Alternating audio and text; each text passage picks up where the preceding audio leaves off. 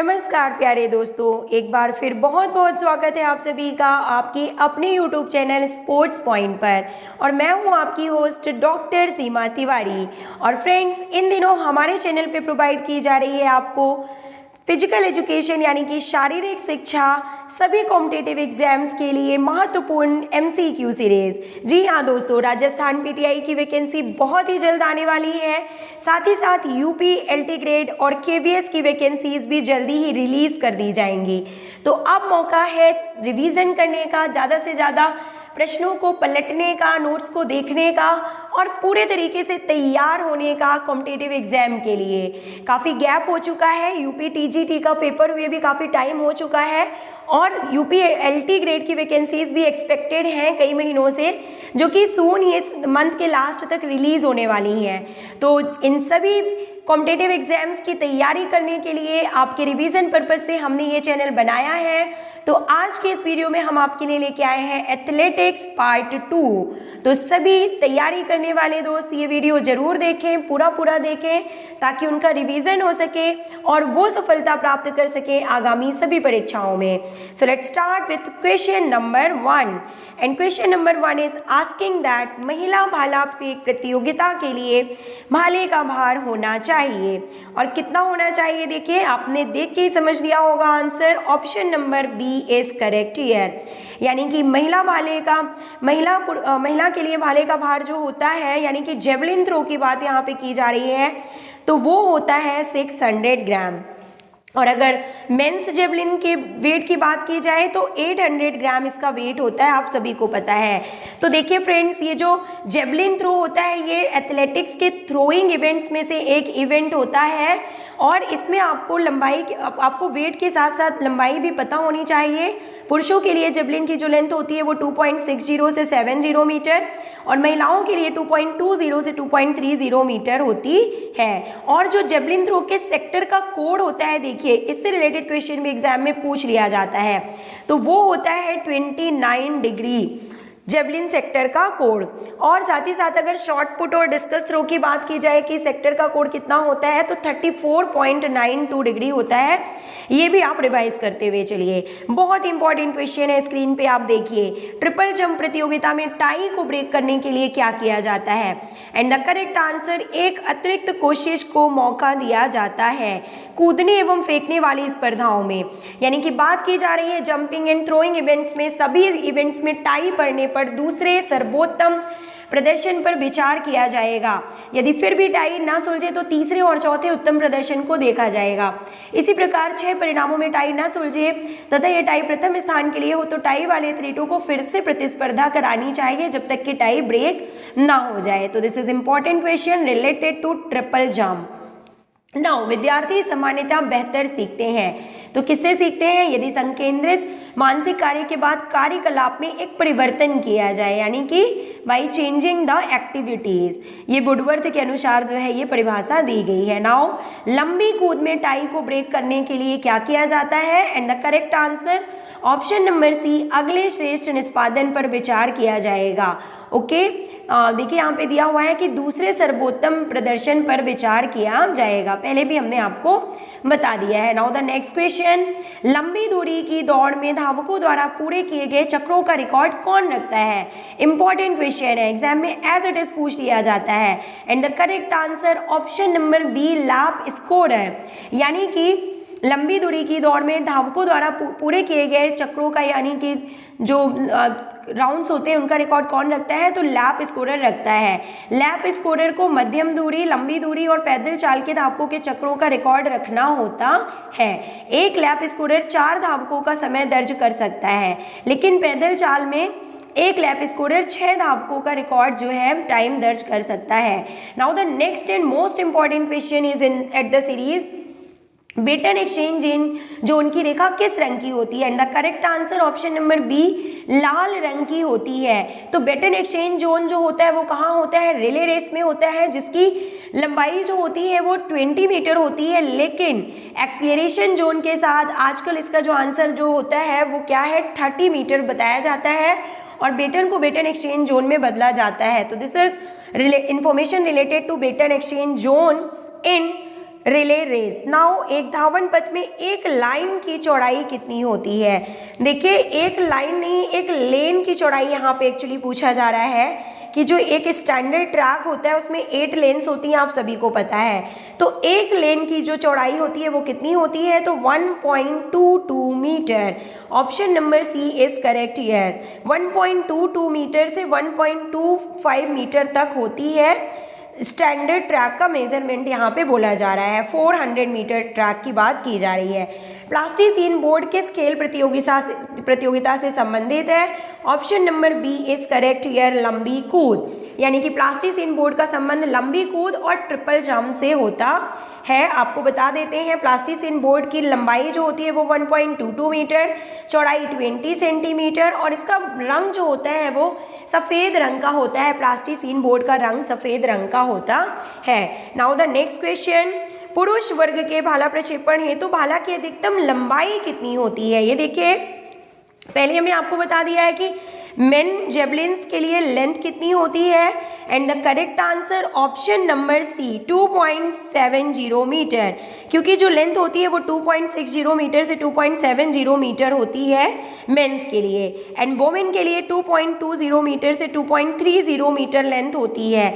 Wait हमने आपको पहले ही बता दिया है, तो इम्पॉर्टेंट क्वेश्चन है, एग्जाम में एज इट इज पूछ लिया जाता है। नाउ द नेक्स्ट क्वेश्चन, महिला वर्ग में 100 मीटर बाधा दौड़ का कीर्तिमान स्थापित करने वाली भारतीय महिला का नाम बताइए and the correct answer option number C Anuradha Biswal. महिला वर्ग में 100 मीटर बाधा दौड़ का राष्ट्रीय कीर्तिमान स्थापित करने वाली उड़ीसा की अनुराधा बिस्वाल जी है। Option number C is correct here. Michael Johnson किस खेल से संबंधित है and the correct answer option number B athletics से इनका संबंध है। आपको बता दें कि माइकल जॉनसन अमेरिका के ट्रैक एंड फील्ड इवेंट के स्प्रिंट्स इवेंट यानी कि स्प्रिंटर के रूप में जाने जाते हैं। जॉनसन ने ओलंपिक में 4 गोल्ड मेडल और वर्ल्ड चैंपियनशिप में 8 गोल्ड मेडल जीते हैं। Now the next question, 110 metre hurdle race में फर्स्ट लाइन से यानी कि बिगिनिंग लाइन से स्टार्टिंग पॉइंट से फर्स्ट हर्डल की दूरी यहाँ पे पूछी जा रही है। देखिए क्वेश्चन को ध्यान से समझ लीजिए कि स्टार्टिंग पॉइंट से फर्स्ट हर्डल की दूरी जो होती है वो कितनी होती है, क्योंकि आपको पता है कि सभी बाधा दौड़ों में 10 बाधाएं होती हैं और इनकी जो दूरी होती है वो फर्स्ट हर्डल की स्टार्टिंग पॉइंट से बाधाओं की आपस में दूरी और लास्ट हर्डल से इनकी दूरी निश्चित होती है। तो करेक्ट आंसर आप सभी ने गैस ही कर लिया होगा, ऑप्शन नंबर सी 13.73, क्योंकि बात की जा रही है मेंस 110 मीटर हर्डल रेस की और वुमेन के लिए जो होता है ये 100 मीटर हर्डल रेस जो होता है ये आयोजित किया जाता है। तो देखिए फ्रेंड्स, आपको हम ये चार्ट दिखा रहे हैं, आप इस चार्ट को एज इट इज़ पूरा याद जरूर कर लीजिए। ये देखिए 110 मीटर पुरुषों के लिए होता है और 100 मीटर महिलाओं के लिए। तो ये जो हम आपको दिखा रहे हैं कि इसकी ऊंचाई कितनी होती है, ये भी क्वेश्चन एग्जाम में पूछा जाता है और स्टार्टिंग पॉइंट से फर्स्ट हर्डल की दूरी, हर्डल्स की आपस में दूरी और लास्ट हर्डल की फिनिशिंग पॉइंट से दूरी कितनी होती है, ये सभी रिलेटेड क्वेश्चंस को आप रिवाइज करते हुए जरूर चलिएगा। एक बार आप इसका स्क्रीनशॉट लेके रिवाइज जरूर कर लीजिए। नाउ पोल वॉल्ट में क्रॉस बार की लंबाई कितनी होती है और बात की जा रही है पोल वॉल्ट में क्रॉस बार की लंबाई तो 4.50 मीटर और क्रॉस बार का वजन अगर पूछा जाए तो 2.50 ग्राम होता है।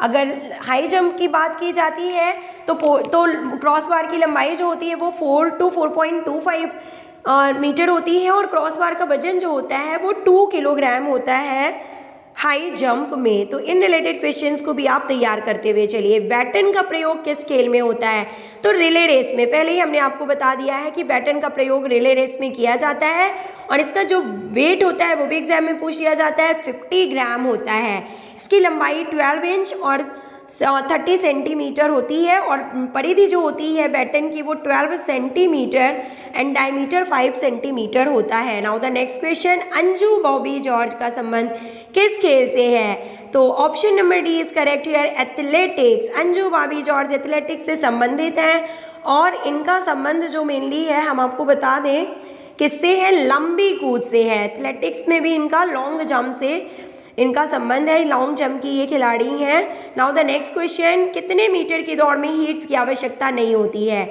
And the correct answer, 10,000 metre race में हीट्स की आवश्यकता नहीं होती है। द नेक्स्ट क्वेश्चन, मैराथन दौड़ की दूरी कितनी होती है? ऑप्शन नंबर सी 42.195 किलोमीटर या 26 मील 385 गज। और साथ ही साथ ये क्वेश्चन पूछ लिया जाता है कि किस ओलंपिक में जो है मैराथन दूरी को निर्धारित किया गया था? तो 1908 लंदन ओलंपिक में मैराथन दौड़ की दूरी को 42.195 किलोमीटर निर्धारित किया गया था। और 1924 पेरिस में आयोजित 8वें ओलंपिक खेलों में इस मैराथन दौड़ की दूरी को ओलंपिक खेलों के लिए अधिकृत कर दिया गया था। तो ये यहाँ पे इंफॉर्मेशन है आपके लिए रिलेटेड टू मैराथन रेस, तो इसको आप जरूर याद रखिएगा। और प्रथम मैराथन दौड़ के जो विजेता थे वो लुइस स्पाइरिडोन थे। ये क्वेश्चन भी आप जरूर तैयार कर लीजिए। Now the next question, athlete अपने जूतों में अधिक से अधिक कितने लंबे स्पाइक का प्रयोग कर सकता है? And the correct answer, option number D 9 millimetre. जी हाँ दोस्तों, एथलीट के जूते के तलवे व एड़ी में अधिकतम 11 स्पाइक हो सकते हैं और इन स्पाइकों का बाहर निकला हुआ हिस्सा 9 मिलीमीटर तक होता है और इनका जो व्यास यानी कि डायमीटर होता है वो 4 मिलीमीटर होता है। तो ये रिलेटेड इन्फॉर्मेशन भी आप यहाँ पे तैयार करते हुए चलिए। दौड़ के प्रारंभ की स्थिति में कितनी दूरी से अधिक दूरी की दौड़ में धावक हाथ से जमीन को नहीं स्पर्श कर सकता है? And the correct answer, option number B 400 metre से अधिक की दूरी में धावक जो है जब हाथ से जमीन को नहीं स्पर्श कर सकता है। Now the next question, move to next question, 200 metre की दौड़ में धावक को क्या दिया जाता है? And the correct answer is option number B, आधा स्टैगर दिया जाता है। और फ्रेंड्स, आपको स्टैगर निकालने का फॉर्मूला हम यहाँ पे बता देते हैं। देखिए, WN-1 minus 0.10 into 2 pi, it is correct answer for stagger formula. WN-1 minus 0.10 into 2 pi is correct answer for stagger formula. Now Anju Bobby George का संबंध किससे है? पहले हमने आपको बता दिया है, लंबी कूद से है। The next question, Fosbury flop style किस इवेंट से संबंधित है? तो इसका संबंध ऊंची कूद से है, आप सभी को पता है। और ऊंची कूद यानी कि हाई जंप की कुछ अदर जो टेक्निक्स होती हैं वो हम आपको बता देते हैं, scissors, western roll, straddle roll and Fosbury flop. ये सभी जो है हाई जंप की मुख्य टेक्निक्स के रूप में जानी जाती हैं। लंबी कूद में प्रथम स्थान के लिए टाई है, दोनों का पिछला कूद भी बराबर है। तो क्या निर्णय होगा? तो दोनों को एक कूद का मौका प्रदान किया जाएगा। Option number C is correct here. Now the next question, Vijay Singh Chauhan किस खेल से संबंधित है? And the correct answer, option number A, athletics से इनका संबंध है। आपको बता दें कि विजय सिंह चौहान एथलेटिक्स में डेकाथलॉन स्पर्धा से संबंधित है और 1974 ईस्वी के तेहरान एशियन गेम्स में इनको डेकाथलॉन में स्वर्ण पदक प्राप्त हुआ था। तो this is information related to Vijay Singh. दौड़ने की सही दिशा क्या होती है? तो बाईं तरफ, यानी कि दौड़ की दिशा अंदर की ओर बायां हाथ की तरफ से तय होगी और बायां हाथ से ही जो है लेन के नंबर आरंभ होते हैं। Now the next question, 400 metre महिला बाधा दौड़ में बाधाओं की ऊंचाई कितनी होती है? तो करेक्ट आंसर आप सभी ने गेस कर लिया होगा, 0.76 मीटर। पहले ही हमने आपको बता दिया है कि 0.762 मीटर जो होती है वो बाधाओं की ऊंचाई होती है 400 मीटर के लिए और महिलाओं के लिए, और पुरुषों के लिए कितनी होती है? तो देखिए 0.914 मीटर जो होती है वो डिस्टेंस होती है, हाइट होती है, सॉरी, बाधाओं की ऊंचाई होती है 400 मीटर पुरुषों के लिए। Now the next question, 400 metre दौड़ के दूसरी लेन का स्टैगर होता है और बात की जा रही है यहाँ पे 400 मीटर स्टैगर के लिए, दूसरे स्टैगर 400 मीटर रेस के लिए दूसरे स्टैगर का डिस्टेंस कितना होगा? तो 7.24 मीटर या 7.04 metre is correct answer, 7.04 metre. आपको बता दें कि फर्स्ट लेन 0 मीटर पे, सेकंड 7.0 मीटर पे, थर्ड जो होती है वो 14.71, fourth 22.38, fifth 30.05, sixth 37.71, seventh 45.38 metre, और जो एट्थ लेन का जो स्टैगर होता है वो 53.05 मीटर की दूरी पे लगाया जाता है। नाउ द नेक्स्ट क्वेश्चन, लंबी कूद के गिरने का परिक्षेत्र यानी कि landing area in long jump question में पूछा जा रहा है, कितना होता है? And the correct answer option number C 9 into 2.75 metre is correct answer. The next question is asking that, आपको लंबी कूद से रिलेटेड कुछ और इन्फॉर्मेशन भी यहाँ पे दे देते हैं कि जो रनवे होता है वो 40 टू 45 मीटर होता है, टेक ऑफ बोर्ड जो होता है वो 1.2 मीटर से 1.22 मीटर लंबा और 198 मिलीमीटर से 200 मीटर चौड़ा होता है, और टेक ऑफ बोर्ड और लैंडिंग एरिया के बीच की जो दूरी होती है वो कितनी होती है? 1 मीटर से 3 मीटर की होती है। Now the next question, steeplechase race में 400 मीटर के ट्रैक में धावक को कितने राउंड दौड़ना होगा? और बहुत ही इंपॉर्टेंट क्वेश्चन है, किसी भी एग्जाम में एज इट इज पूछे जाने की पूरी संभावना है। And the correct answer is option number A 7 1/2 round, यानी कि बात की जा रही है steeplechase race 3000 metre steeplechase race की, जिसमें कुल 35 बाधाएं होती हैं, जिनमें से 28 हर्डल्स और 7 जो होती हैं तो जंप, वाटर जंप शामिल होती हैं, और जो हर्डल्स का वेट होता है वो 80 टू 100 किलोग्राम होता है।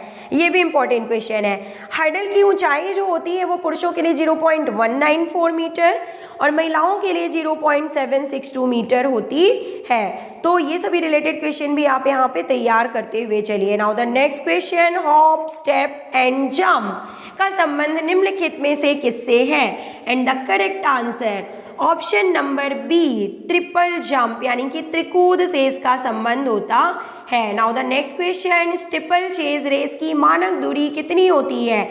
And the correct answer 3000 metre, option number D is correct here. The next question, 4 into 100 metre relay race में किसी टीम के एथलीट द्वारा प्रथम फाउल स्टार्ट किया जाता है और उसके बाद अन्य टीम का एथलीट दूसरा फाउल स्टार्ट करता है, तो क्या निर्णय होगा? Option number B is correct here, दूसरा फाउल स्टार्ट करने वाली टीम को आउट करेंगे। Now the next question, discus throw का लैंडिंग सेक्टर का कोण कितने डिग्री पर होता है? And the correct answer 34.92 degree. Discus throw and short put के लिए जो एंगल होता है वो कितना होता है? 34.92 डिग्री। एंड जेवलिन थ्रो के लिए सेक्टर का एंगल कितना होता है? तो 29 डिग्री। ये सब इंपॉर्टेंट क्वेश्चन है, आपको पूरा और लास्ट तक जरूर देखना है, सीरीज को रिवाइज करते हुए चलना है। हिच किक विधि किस इवेंट से संबंधित है? और इसका संबंध लॉन्ग जंप से है, आपको पता है। ट्रैक प्रतियोगिता कौन सी है इनमें से? तो मैराथन रेस जो है वो ट्रैक प्रतियोगिता है, यानी यहाँ पे जो है रनिंग इवेंट की बात की जा रही है कि कौन सा है जो वो ट्रैक इवेंट है, तो मैराथन। और लंबी कूद, भाला फेंक और पोल वॉल्ट जो है वो फील्ड इवेंट में शामिल किए जाते हैं। द नेक्स्ट क्वेश्चन, निम्न में से जंप वाली प्रतियोगिता कौन सी है? तो option number B is correct here, long jump, because short put, javelin throw and sorry friends, पूछा जा रहा है कि जंप वाली प्रतियोगिता कौन सी है। हाँ, तो जंप वाली जो है वो लंबी कूद ही है, लॉन्ग जंप ही है। The next question, long jump से रिलेटेड और भी इन्फॉर्मेशन हमने यहाँ पे आपको दे दी है, जिसमें से इंपॉर्टेंट क्वेश्चन को हम डिस्कस करते हुए चलते हैं कि त्रिकूद में यानी कि ट्रिपल जंप में टेक ऑफ बोर्ड और लैंडिंग एरिया के बीच की जो दूरी होती है वो कितनी होती है?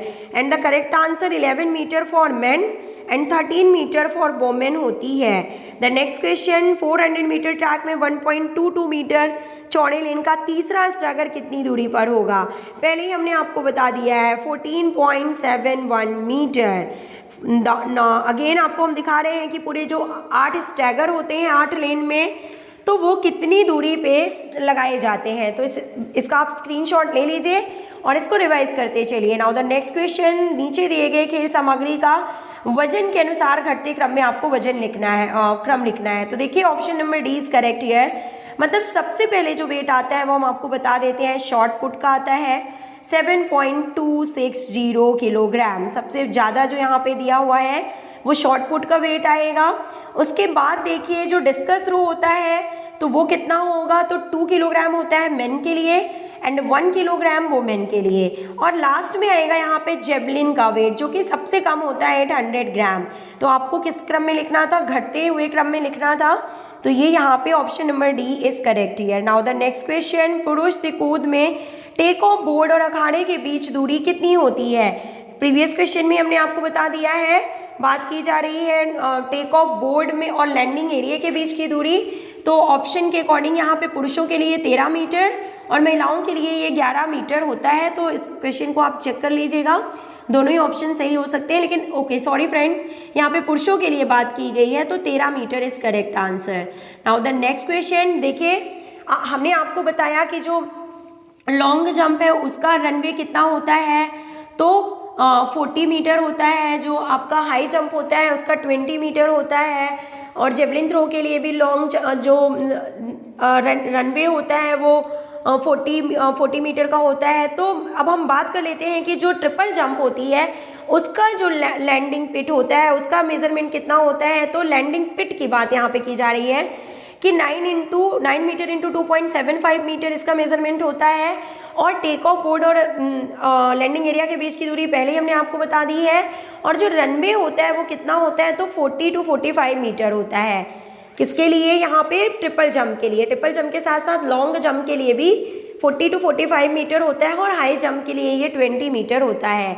रनवे की चौड़ाई 1.22 मीटर होती है। Now the next question, Seema Punia किस खेल से संबंधित है?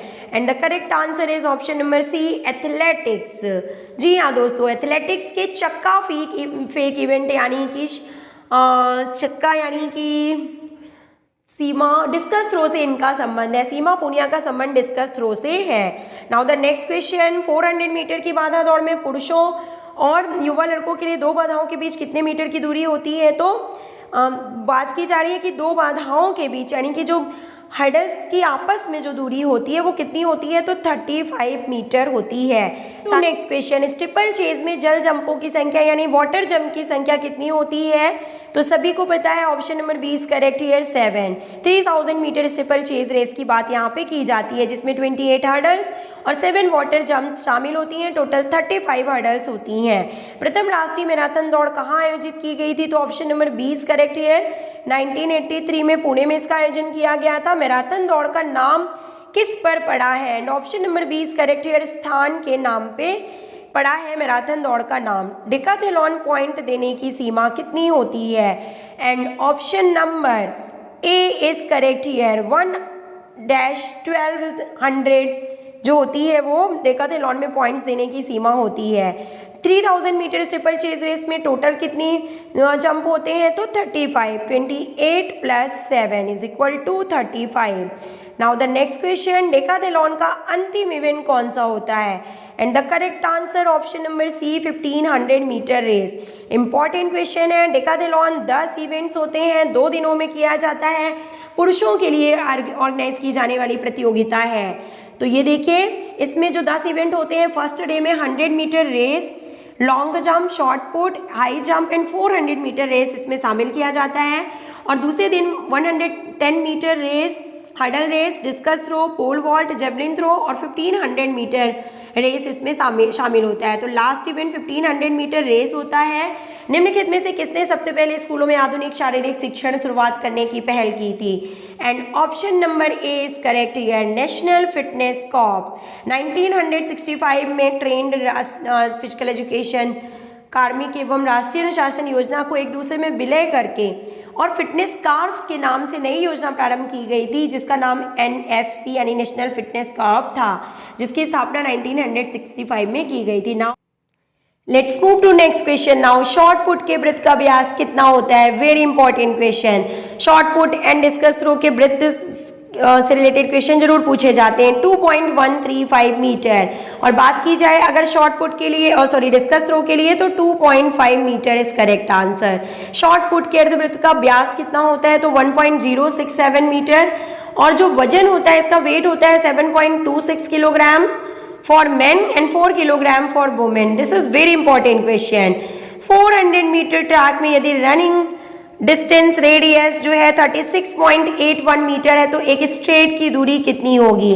And the correct answer option number C is correct here 84.31 metre is correct answer.